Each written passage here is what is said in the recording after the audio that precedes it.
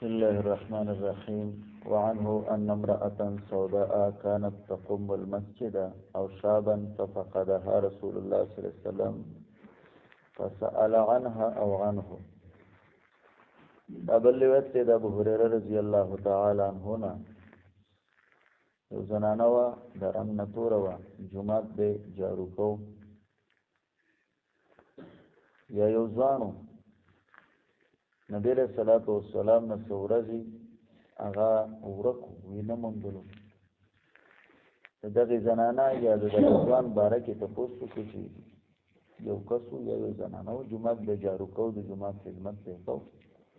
اوس نه ښکاري دا څه ورځې وشوې هغې ویله خو وفات شوی یا هغه زنانه وفات شوې ده نبي علیه السلام ویل زه هم ولې نه خبرولم نو صحابه وو د هغې هغه کار داسې معمولي غوندې وګڼه چې کنه دا خو دومره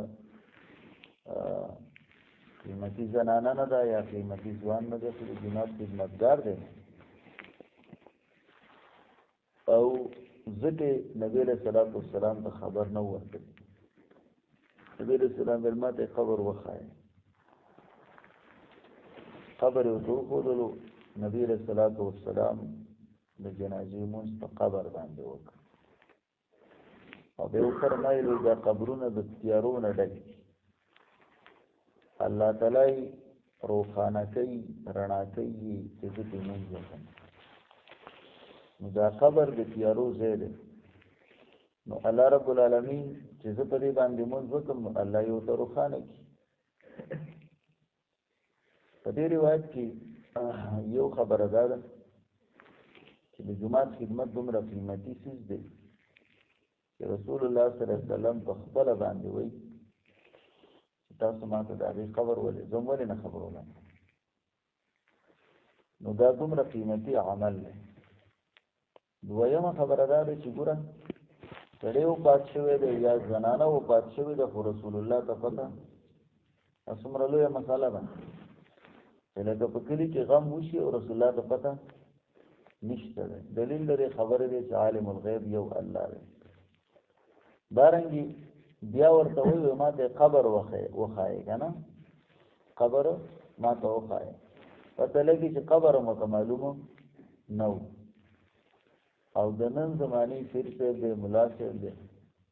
نو هغه ته چې کوم دی نو قبر نه په قبر کې خپو طرف ته تاویز هم ښکاري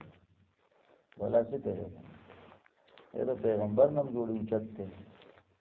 هغه صحابو ته وایي ما ته قبر وښایې نو قبر غټي که تاویز غټي څه مخلص یو قبر نه څومره تاویزونه جوړېږي بې شمار جوړېږي که نه جوړېږي او ما ته قبر وښایه نو هغې ورته قبر وښود نبي علیه الصلاة والسلام ته د جنازې لمونځ وکړ د دې وجې نه بعضې معمولي کار دی په نظر کې معمولي څیز ښکاري لیکن د الله رب العالمین په نسبت باندې د هغې لوی قدر دی لکه د جومات صفایي کول د جومات جارو کول دا خو معمولي غوندې کار ښکاري سړي ځکه نه چې دا خو معمولي غوندې څیز دی خو د هغې باوجود چې کومه دی نو دومره قیمتي کار دی چې رسول الله صلی الله علیه وسلم په خپله باندې په دې جنازه کې صحابو ته وایي زه هم ولې نه خبرولم زه هم خبر کړم که نه زه به جنازې ته راغلی وم بل روایت کې داسې ملا دی مونږ چې شپه وه نو مونږ تاسو ته تکلیف دی نو د دې وجې نه مونږ خبر نه کړی نبي علیه السلام به راځه شه به قبر یې راته وښایه چې قبر یې وښودو په هغې باندې جنازه وکړه وعنه ددنا روایت دی ان امرأة سوداء تور زنانه كانت تقوم المسجد وچی جمعات بجارو کو او صابا یا ځوانو ففقدها رسول الله صلی الله علیه وسلم نبی رسول الله مندلو فسأل عنها او عنه تپوسه وکړه د هغې باره کې یا د دې ځوان باره کې وقالوا لي ما ته وفات شوی دی قال نبی علیه السلام افلا کنتم آذنتموني تاسو ولې خبر نه راکوو ما ته فکأنهم شکروا امرها او امره لکه چې دي صحابه و معمولي وګڼه کار د هغې زنانه یا کار د دغه سړي چې دا خو دومره قیمتي سړی او زنانه نه ده فقال نبي علیه السلام دلوني علی قبره وښایه ما ته قبر د هغې یا د هغه فدلوه نو ویښودو فصلی علیها نبی علیہ السلام ته د جنازې منځ ته ثم قال به فرمایل ان هذه القبور یقینا دا قبرونه چې دي مملوءه ظلما دا ډک دي د تیارین علی اهلها پوسیدونکو د دې باندې وان الله تعالی ينورها لهم یقینا الله تعالی روحانه دی د دې لپاره بسولاتی علیهم فمنظما پدیبانی چې زه په منځ کوم د جنازې نو الله رب العالمین سره هغه چې څنګه نو روحانه کې پدیبانی الله رب العالمین ونكون من الخاسرين ربنا وآتنا